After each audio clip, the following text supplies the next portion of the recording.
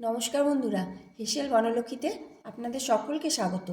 আজ আমি বানাবো ছানার রসঝুরি, তা খুবই সহজে। তাই আপনারা স্কিপ না করে সম্পূর্ণ ভিডিওটি দেখুন আর এরকম ছানার রসঝুরি বাড়িতে বানিয়ে নিন। দেখবেন এর স্বাদও যেমন দুর্দান্ত, সেরকম সহজেই হয়ে যাবে। তাই আসুন সম্পূর্ণ রেসিপিটি দেখে নেওয়া যাক। ছানার এই বিশেষ ধরনের মিষ্টি বানানোর জন্য আমি 1 কেজি দুধের ছানা ফাটিয়ে নিয়েছি এবং ছানাটা খুব ভালোভাবে জাগ দিয়ে নিয়েছি। এতে আর একটুও জল নেই। 100 থেকে 150 গ্রাম মতো ছানাটা হবে। এখন যতটা পরিমাণ ছানা আছে অতটা পরিমাণ চাল গুঁড়ো এর মধ্যে আমি মেশাবো। আর একটু দিয়ে দিচ্ছি চাল গুঁড়ো, মনে হচ্ছে কম হয়েছে। যতটা ছানা দেবেন ততটাই চাল গুঁড়ো দেবেন।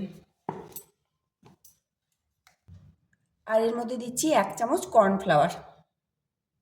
কর্নফ্লাওয়ারটা বাইন্ডিংয়ের জন্য দিলাম। এখন এটা খুব ভালোভাবে মিশিয়ে নেব। এইভাবে একসঙ্গে এগুলো ভালোভাবে মেখে নিয়ে একটা ডো তৈরি করে নেব। এটা আমি খুব ভালোভাবে মেখে নিচ্ছি, আর এতে আমি কোনো রকম জলের ইউজ করিনি। তবে যদি খুব শক্ত হয়ে থাকে তাহলে একটু দুধ দেওয়া যেতে পারে।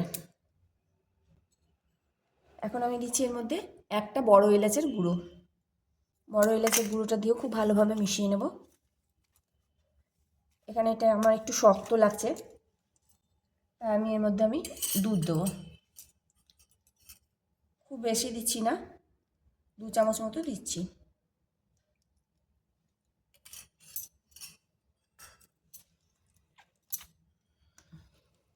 শক্ত লাগলে দেবেন দুধটা, আর যদি এমনি মাখা হয়ে যায় তাহলে আর দেওয়ার দরকার নেই। এখন এটা খুব ভালোভাবে মাখিয়ে নেব।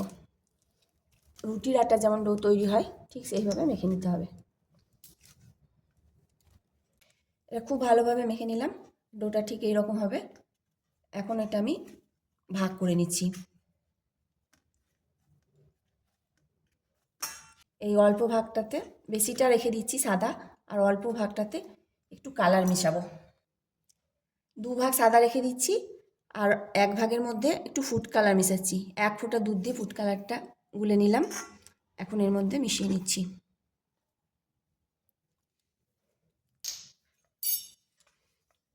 এটা অরেঞ্জ ফুড কালার, দেখতে ভালো লাগবে, তার জন্য কালারটা দিলাম। খুব ভালোভাবে কালারটা মিশিয়ে নিলাম। এখন এটা রেস্টে রাখবো, ঢাকা দিয়ে 20 মিনিট রেস্টে রাখবো।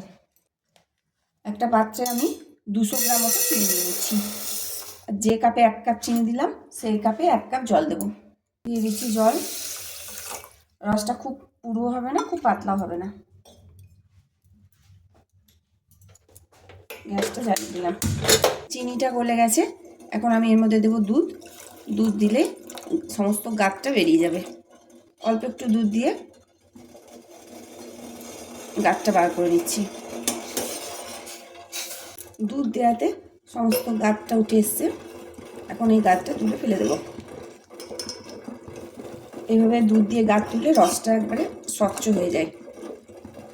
সমস্ত গাঁটটা তুলে নিলাম।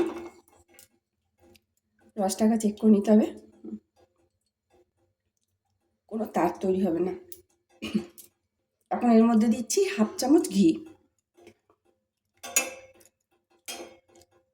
দিচ্ছি 2টো তেজপাতা আর 5টা লবঙ্গ, একটু দারচিনি। রসটা তৈরি হয়ে গেল। ঢাকা দিয়ে গ্যাস বন্ধ করে রেখে দিচ্ছি। ছানাটা রেস্টে রাখা হয়ে গেছে। এখন আমি এই ছানাটাকে গ্রেট করে নেব। আমি একটা ছোট সরু গ্রেটার নিলাম, ঘি মাখিয়ে নিলাম। এর মধ্যে গ্রেটটা করব।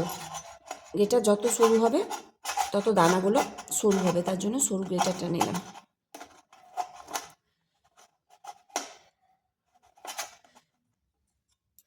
যখন সরু সরু তৈরি হচ্ছে এইভাবে আমি গ্রেটারে গ্রেট করে নেব ছানাটা। সাদাটা তৈরি হয়ে গেল। এবার কালারটা তৈরি করে নেব। কালারটাও ঠিক এইভাবে করে নেব।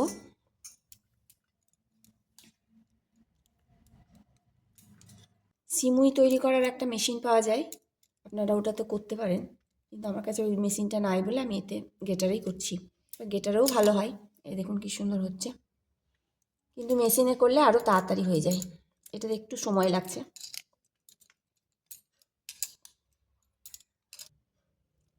কালার ছানাটাও তৈরি করে নিলাম।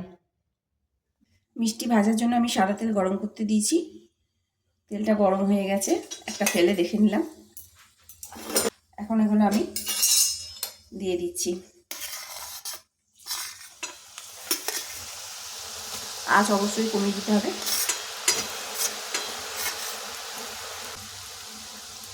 প্রথমে নাড়তে যাবেন না, তাহলে ভেঙে যেতে পারে।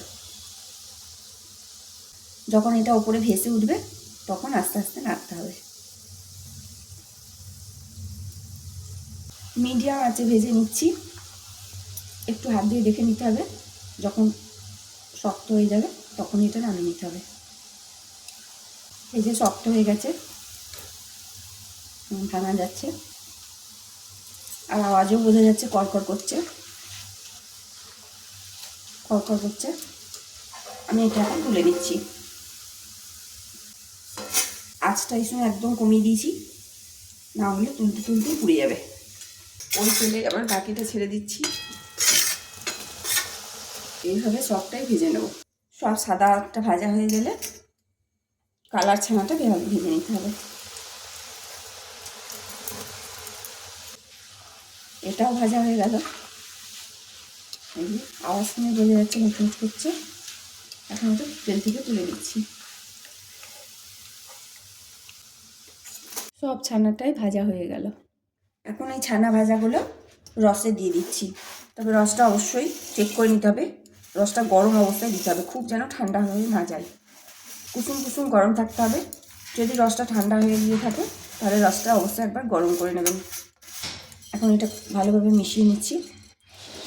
আধ ঘন্টা থাকলেই এর মধ্যে রস ঢুকে যাবে। ঢাকা দিয়ে আধ ঘন্টার জন্য রেখে দেবো। 1 ঘন্টা ঢাকা দিয়ে রেখেছিলাম, সমস্ত রসটা ভিতরে ঢুকে গেছে। রসটা টেনে নিয়েছে। দেখুন কি সুন্দর ছানার রসঝুরি তৈরি হয়েছে। আপনারাও এরকমভাবে বাড়িতে ছানার রসঝুরি তৈরি করুন। স্বাদও যেমন দুর্দান্ত হয় আর অল্প খরচার মধ্যে হয়েও যায়। সমস্ত রেসিপিটি দেখার জন্য এসএল বনলক্ষ্মীর তরফ থেকে অসংখ্য ধন্যবাদ।